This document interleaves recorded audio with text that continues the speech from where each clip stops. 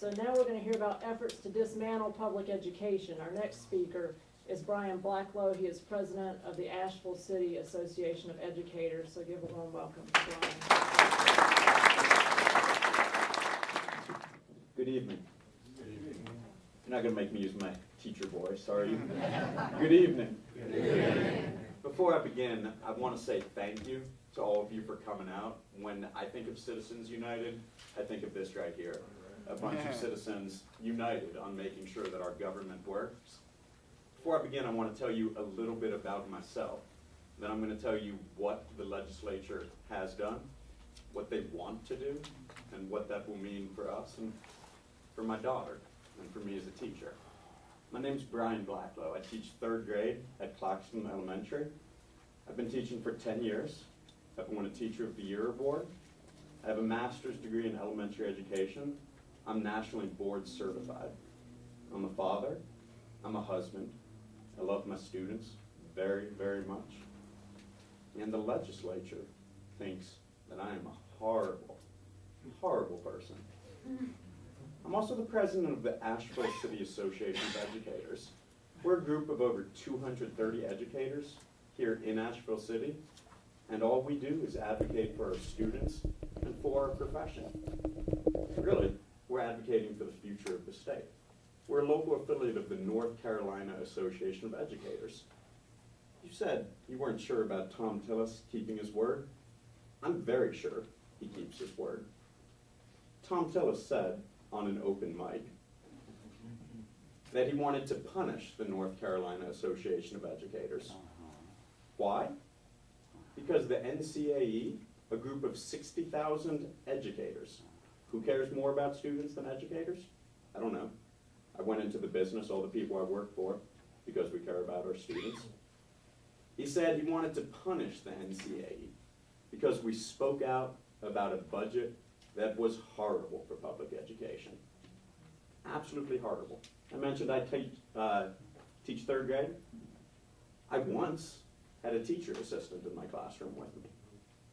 I no longer have a teacher assistant in my classroom. I don't need to tell you that that has negatively impacted my students' learning.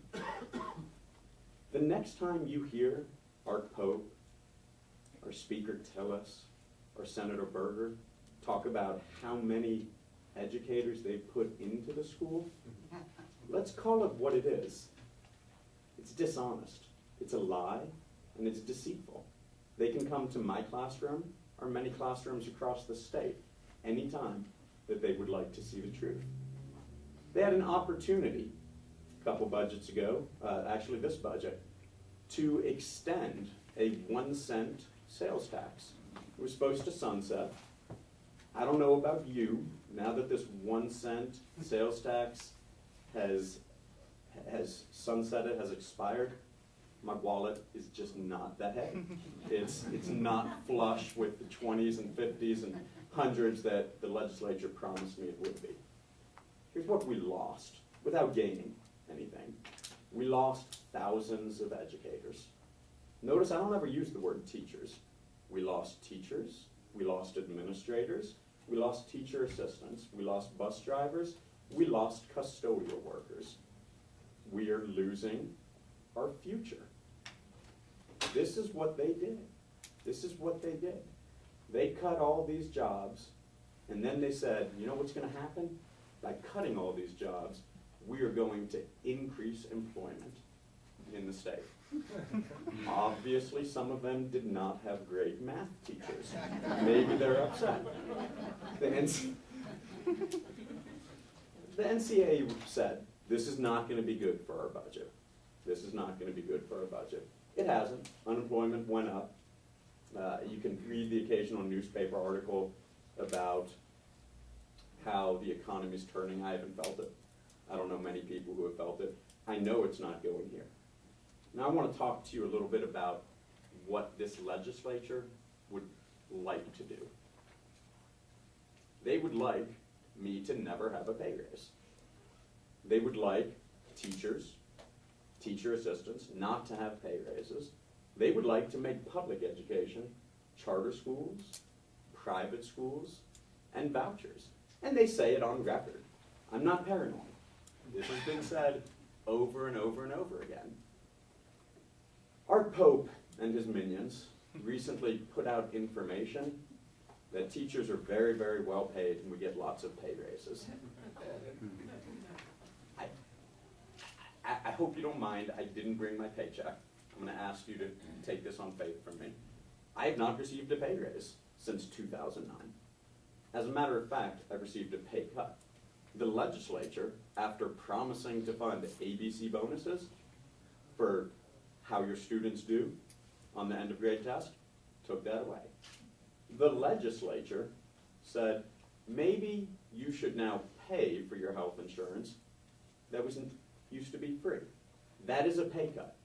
They can use any term for it. It's a pay cut. I told you I'd tell you a little bit about my daughter. My daughter's about to turn 3 in March. My wife's 8 months pregnant. I'm going to have a son. My daughter has pretty severe developmental delays. Here's what I want for my daughter. I want my daughter to be able to go to a public school for free.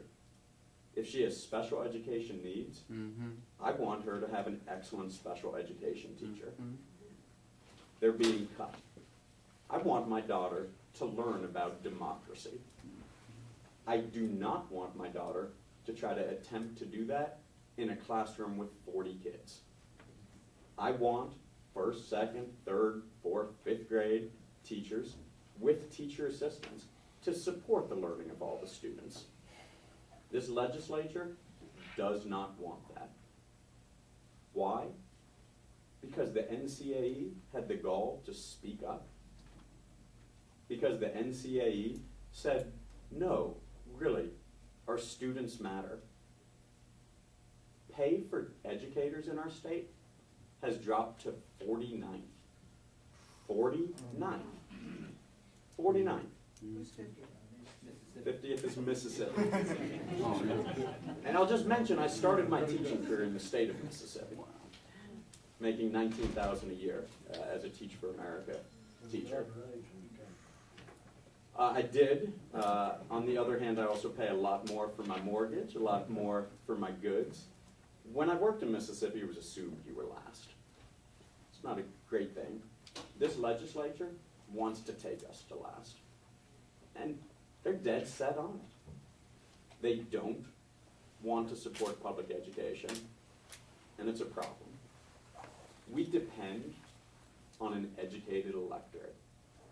We cannot succeed, and I hope you don't see this as hyperbole, because I believe this from the bottom of my heart, and it's why I'm in education.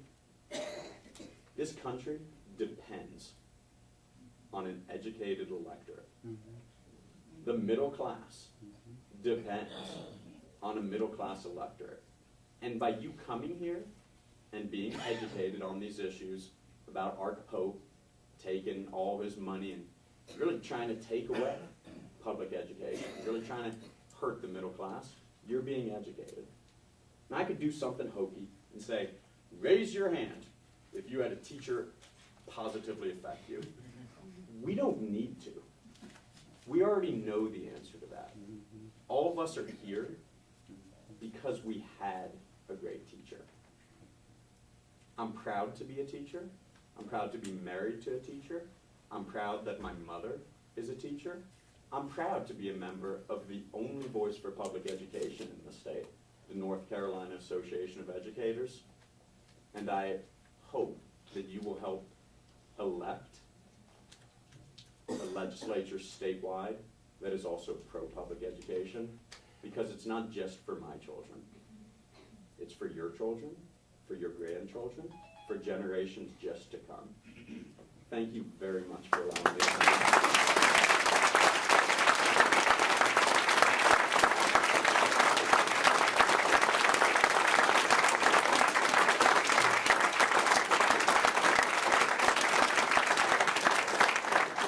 Thank you very much, Brian.